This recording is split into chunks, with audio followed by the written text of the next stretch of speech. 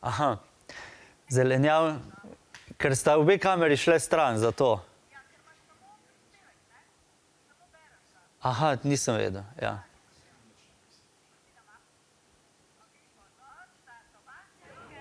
Zelenjavni vrt za Belo hišo. V Združenih državah Amerike so na vrtu Bele hiše osnovnošolci pomagali prvi dami Michelle Obama pri sejanju povrtnin. Posadili so pšenico in krompir, na vrtu pa že uspevajo špinača, koromač, blitva in ohrovt. Prva dama...